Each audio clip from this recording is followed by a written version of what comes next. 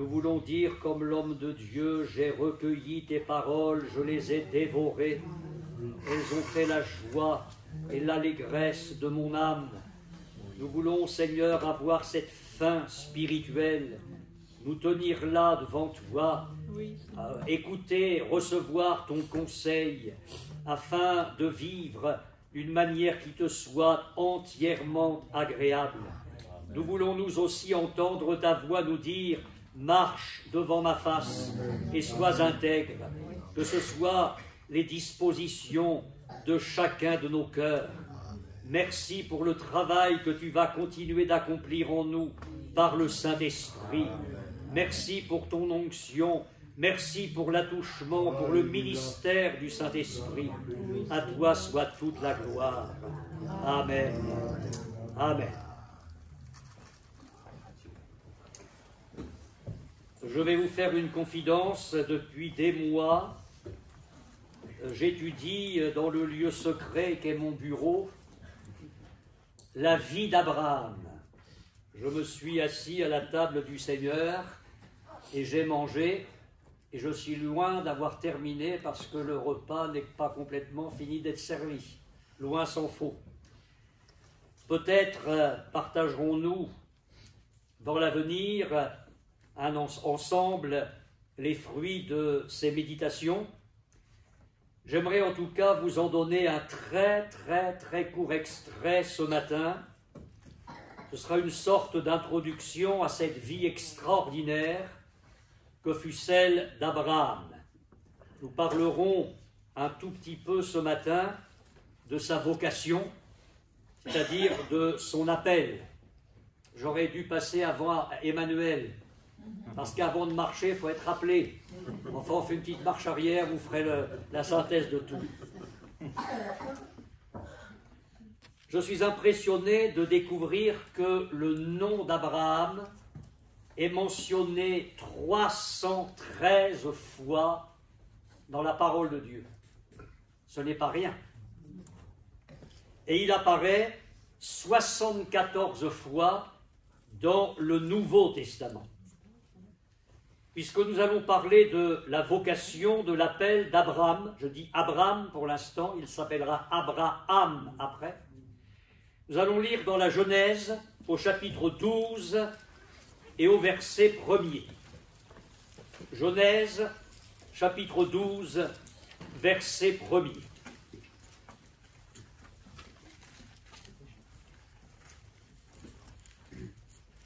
L'Éternel dit à Abraham, « Va-t'en de ton pays, de ta patrie et de la maison de ton père, dans le pays que je te montrerai.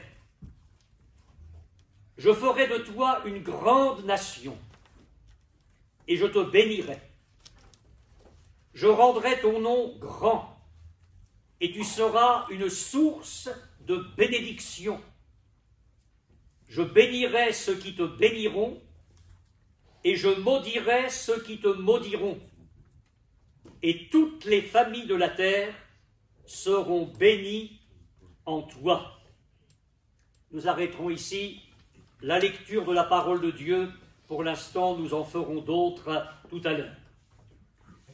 La vocation que l'Éternel adresse à Abraham est le premier événement connu de la vie de cet homme. Vous chercherez bien dans la parole de Dieu, il ne nous est rien dit de l'existence d'Abraham avant son départ de Chaldée. Quelle a été sa vie? Quelles ont été ses occupations? La parole de Dieu ne nous dit rien. Il faut simplement attendre le livre de Josué, au chapitre 24, verset 2, pour découvrir que Abraham et ses ancêtres servaient d'autres dieux que l'Éternel. C'est un homme qui ignorait tout du Seigneur et qui avait ses croyances, ses pratiques, son idolâtrie. Et du même coup, nous pensons à notre ancienne vie avant de connaître le Seigneur, une vie qui ressemble à celle des Thessaloniciens. Paul écrit dans sa première lettre et au chapitre 1er, on raconte comment vous vous êtes convertis à Dieu en abandonnant les idoles.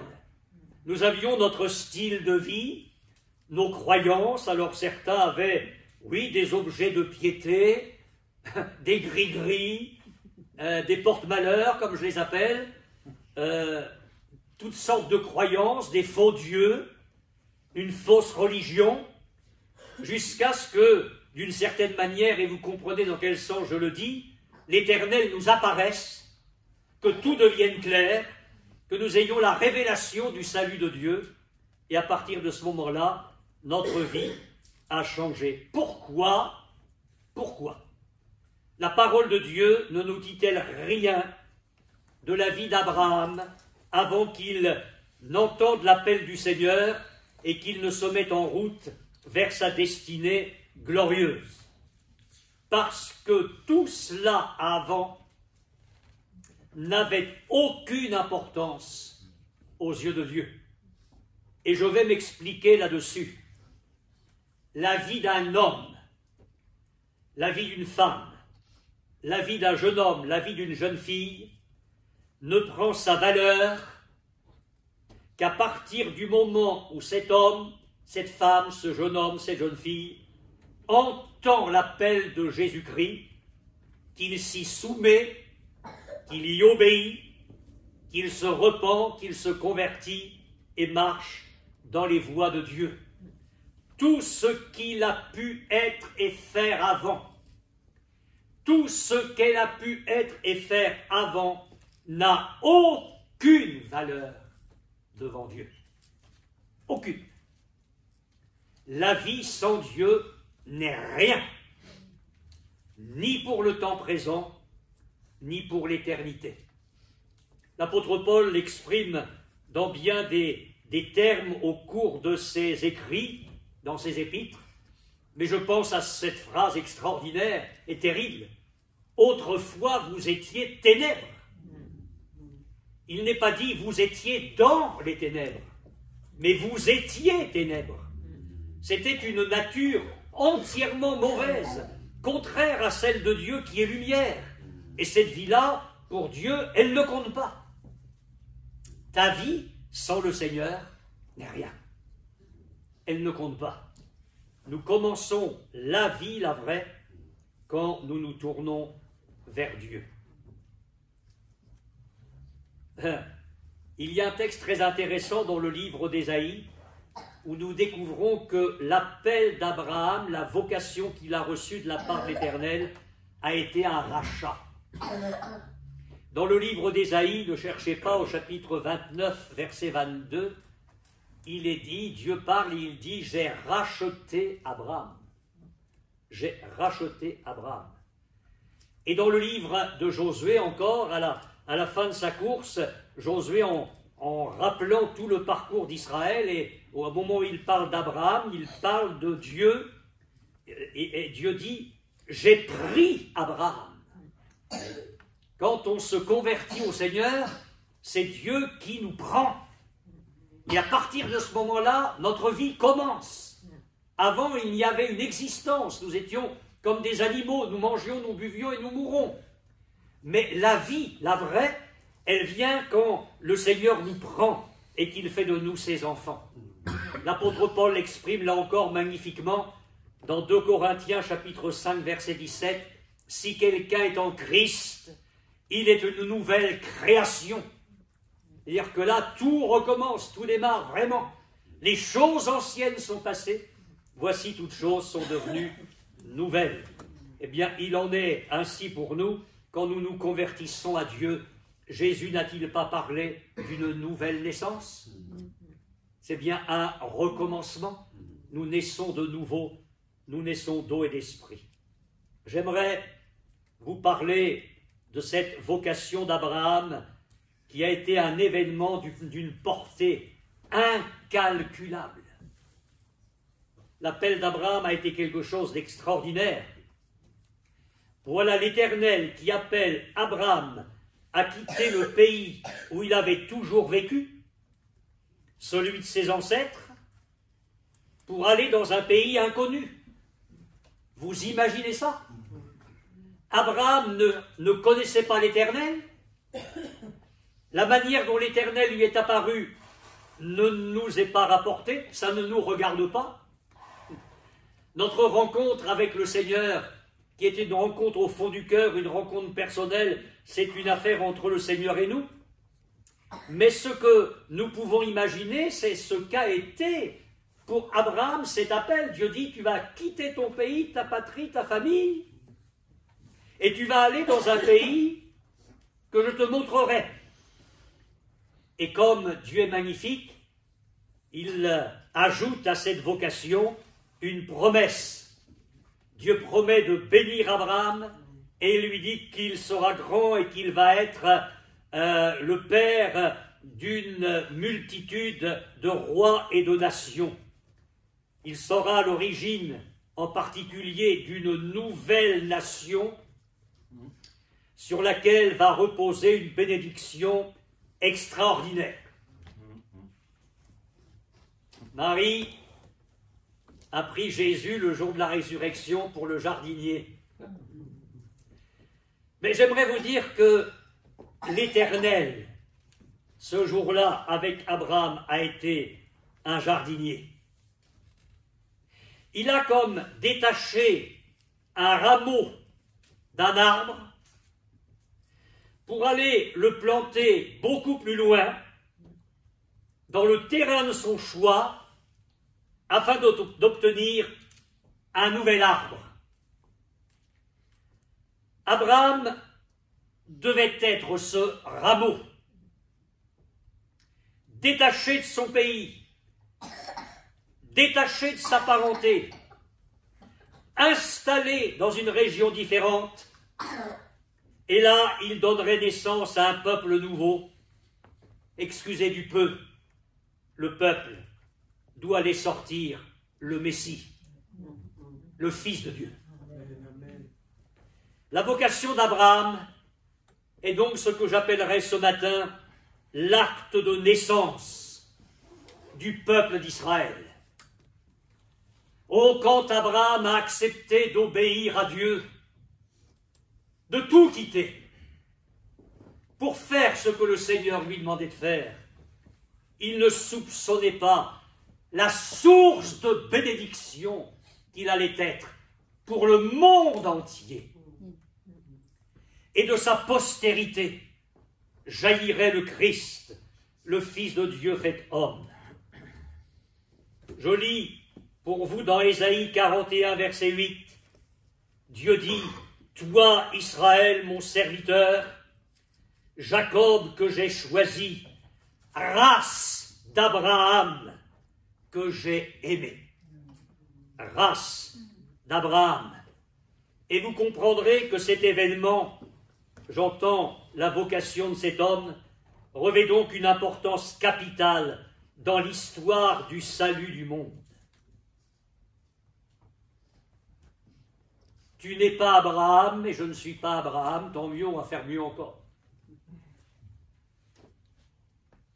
Mais il est une chose certaine, et je m'adresse à ceux qui vont être baptisés dimanche prochain. Vous n'avez aucune idée de ce que va être votre vie magnifique avec le Seigneur. Parce que Dieu a des desseins extraordinaires pour votre vie. Vous ne serez peut-être jamais quelqu'un de très, très, très connu, mais ce n'est pas ça qui importe. Ce qui importe, c'est d'être dans la main de Dieu, d'être dans le plan de Dieu, d'entrer dans les œuvres bonnes que Dieu a préparées d'avance pour nous, afin que nous les pratiquions. Je vous ai parlé récemment des pierres pour la maison de Dieu, des pierres magnifiques. Dimanche prochain, nous allons ajouter, le Seigneur ajoute, des pierres magnifiques. Et ce que le Seigneur va faire avec vous est quelque chose de magnifique. Laissez les insinuations du diable, il est le père du mensonge, qu'il patauge dans ses mensonges, et vous suivez le chemin de Christ, qui est la vérité. Votre vie va être quelque chose de magnifique. Et nous, qui cheminons avec le Seigneur depuis 6 mois, 6 ans, 60 ans, Gardons cette idée qu'à partir du moment où nous avons dit oui au Seigneur et nous avons voulu marcher dans ses voies, le Seigneur a encore des choses magnifiques pour nous. Il a des desseins magnifiques pour notre vie, comme ce fut le cas pour Abraham. Je vais m'arrêter sur un point important, et en relisant mes notes ce matin, le Saint-Esprit est venu m'apporter un plein de textes encore, et je me suis dit, oui, il faut vraiment s'arrêter là-dessus ce matin. Dans la Genèse, il est dit, et nous l'avons lu, que c'est l'Éternel qui a dit à Abraham, va-t'en de ton pays, de ta patrie. C'est l'un des aspects du caractère divin sous lequel Dieu a apparu à Abraham, l'Éternel. Mais le Seigneur, au fil de sa parole, aime se révéler à nous. Et ce n'est pas seulement l'Éternel qui a apparu à Abraham. Il faut entendre un détail, s'il en est, dans la bouche d'Étienne le martyr, dans son dernier discours avant de mourir. Nous allons lire dans les Actes, au chapitre 7, verset 2. Actes, chapitre 7, verset 2.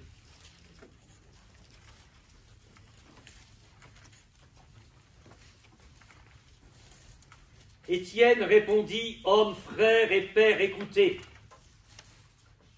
le Dieu de gloire, pas l'Éternel, ça c'est dans la Genèse, mais il y a quelque chose de plus, le Dieu de gloire apparut à notre père Abraham lorsqu'il était en Mésopotamie, avant qu'il s'établît à Charan. » Dans la rencontre de l'Éternel avec Abraham, il y a eu quelque chose d'extraordinaire. C'est qu'Abraham a touché quelque chose de la gloire de Dieu. Et il lui fallait certainement ça comme élément déclencheur pour l'aider à quitter sa patrie, sa parenté, pour partir vers un pays tout à fait inconnu.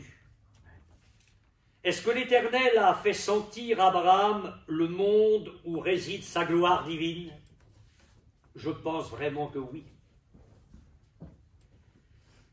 Est-ce que Abraham, dans sa vocation, a réalisé qu'il valait la peine de quitter la patrie où sévissaient les ténèbres de l'idolâtrie pour faire la volonté de ce Dieu de gloire?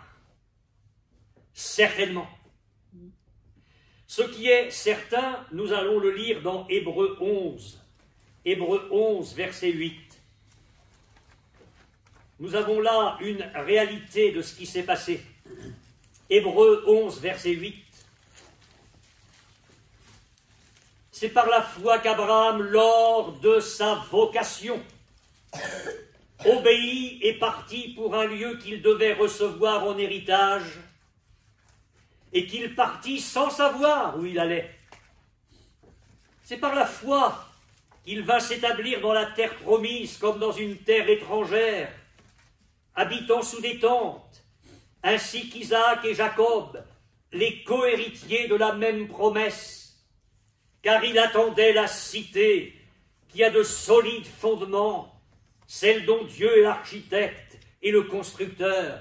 Et il nous est ensuite parlé de Sarah, de sa foi, pour enfanter le fils de la promesse. Verset 13, c'est dans la foi qu'ils sont tous morts. Verset 14, ceux qui parlent ainsi montrent qu'ils cherchent une patrie. S'ils avaient eu en vue celle d'où ils étaient sortis, ils auraient eu le temps d'y retourner. Mais maintenant, ils en désirent une meilleure, c'est-à-dire une céleste.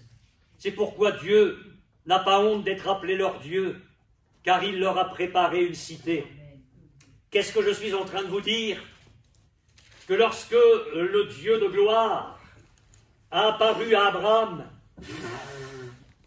dans cette révélation de la gloire de Dieu, il n'y a pas eu seulement la foi pour la terre promise, il y a eu la foi pour la cité qui a de solides fondements. C'est-à-dire que quand tu as contact avec le Dieu de gloire, ce n'est pas seulement pour hériter des choses terrestres de par la bénédiction de Dieu. Pas seulement. C'est d'abord pour être en contact avec le divin et avec le céleste. C'est tellement vrai tout ça, que le début du message d'Étienne et la fin est marqué par la gloire. Étienne commence son discours, le Dieu de gloire apparut à notre père Abraham, et à la fin de son discours, alors que les autorités juives grincent des dents contre Étienne, ils vont se ruer sur lui, ils vont le lapider, le mettre à mort. Étienne, rempli du Saint-Esprit, fixe les yeux vers le ciel, et il voit la gloire de Dieu, et il voit Jésus debout à la droite du Père. Le discours commence et il se termine par cette notion de la gloire. Je voudrais vous parler du salut de votre âme. Mes frères et sœurs, l'acceptation de Christ dans votre vie, dans notre vie, comme l'homme crucifié pour nos péchés, mais aussi ressuscité, c'est l'acceptation aussi du Christ élevé dans la gloire céleste. L'apôtre Paul a fait un résumé de Christ en quelques mots, mais inspiré par le Saint-Esprit, il avait l'art de nous laisser des diamants comme ça. Il parle de Jésus manifesté en chair, justifié par l'Esprit. Je n'ai pas le temps de vous détailler ça. Prêché aux gentils, cru dans le monde, élevé dans la gloire. On parle de Jean 3,16, ça c'est 1 Timothée 3,16. Jésus élevé dans la gloire. Nous bénissons Dieu parce que c'est là le pays que Dieu veut nous montrer. Non, mes frères et sœurs, non. Canaan n'est pas l'image du ciel. Canaan, c'est l'image de notre héritage en Christ. Tout ce que nous saisissons de glorieux dans la personne de Christ. Au-delà de Canaan, Abraham et Sarah avançaient le cœur fixé sur une autre patrie, la gloire céleste. Nous venons de le lire. Alors la question que je vous pose, et j'ai bientôt fini, la conclusion va être aussi longue que le reste du message. Avons-nous senti la gloire divine lors de notre vocation chrétienne? On est loin des conversions qui sont des émotions. On est loin des conversions, on lève la main parce que l'ambiance de la réunion nous a plu, parce qu'il y a la musique, les chants, les chrétiens sont sympas et j'en passe. Ou est-ce que notre vraie conversion a correspondu à un électrochoc spirituel, à une rencontre avec le Dieu de gloire? Parce que si c'est le cas, à partir du moment où nous avons commencé à découvrir Jésus dans sa gloire, mais quelque chose d'extraordinaire se passe en nous. Quels sont les premiers versets de l'Évangile?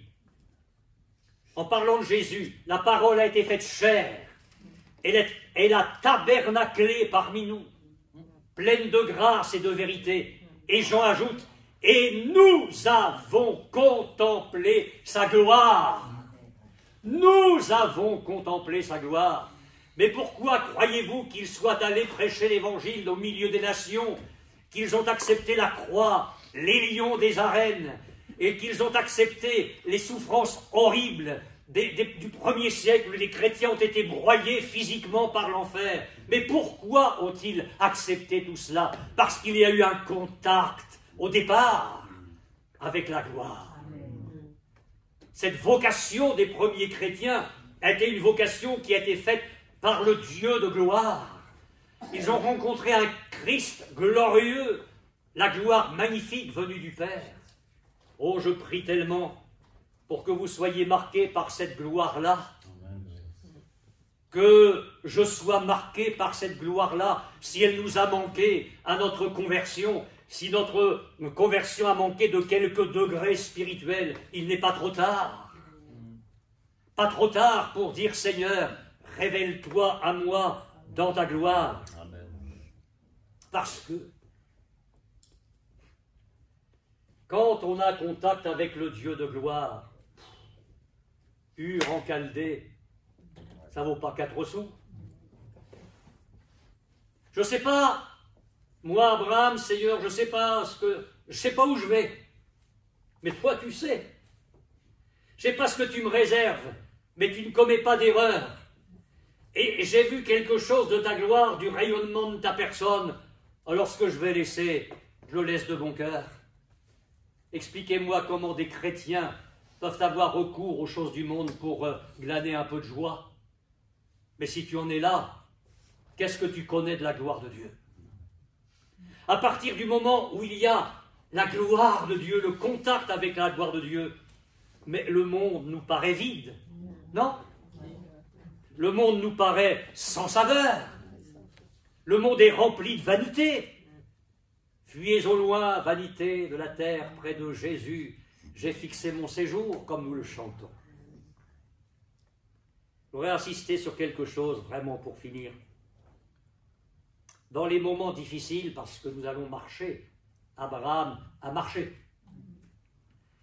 Dans les moments difficiles, parce qu'il n'y aura pas que des moments faciles, si c'était seulement de porter le paralytique et que le paralytique soit guéri et purifié de ses péchés, alors là, on courrait tous les jours, en faisant attention aux paralytiques, mais il n'y a pas que des moments faciles. Vous le savez, il y a des épreuves, des souffrances. Et que va faire le Seigneur? Il est remonté. On l'a entendu tout à l'heure. Il ne nous a pas laissés orphelins, il vient à nous par le Saint-Esprit. Et voilà une parole pour ceux qui passent par l'épreuve ce matin. L'apôtre Pierre a écrit « Ne soyez pas surpris, bien-aimés, comme une chose étrange qui vous arrive, de la fournaise qui est au milieu de vous pour vous éprouver. » Et il montre que nous devons nous réjouir de ce que nous participons aux souffrances de Christ, et que ce soit là notre joie et notre allégresse, et il ajoute quelque chose qui nous fait bondir de joie et d'espérance. Il dit « Car l'Esprit de gloire repose sur vous. La Trinité est glorieuse.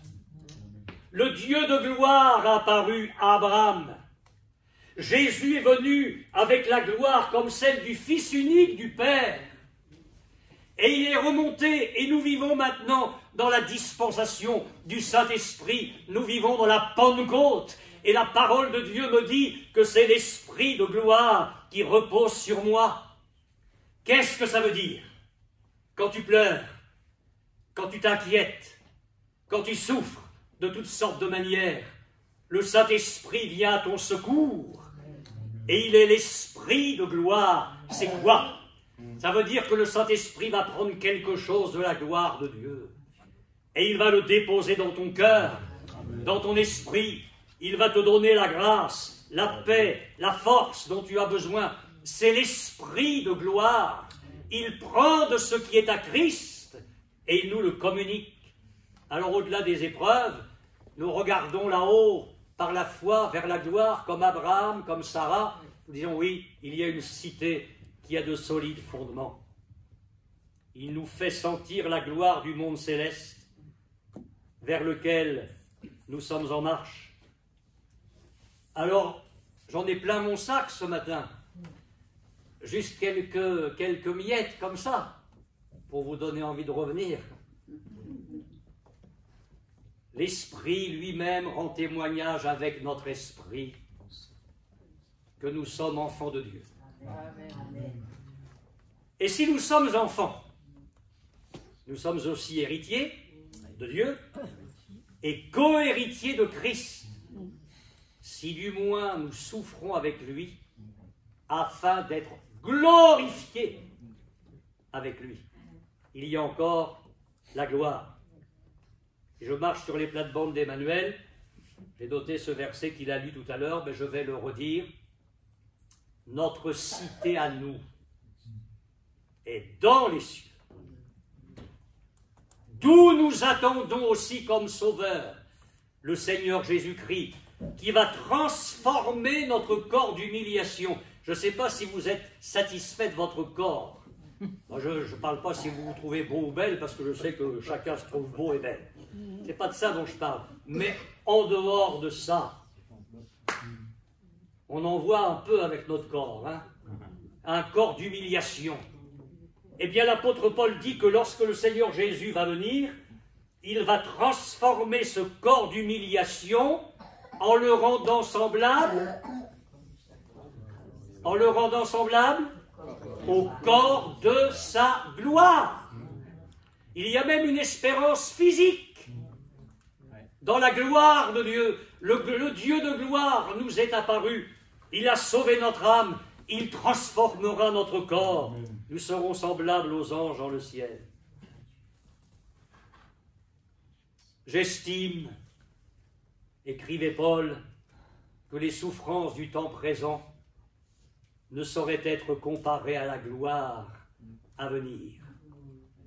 Qu'est-ce que ça veut dire? Ça veut dire que dans les souffrances du temps présent, le Saint-Esprit vient à mon secours et il me parle sans cesse de la gloire qui vient.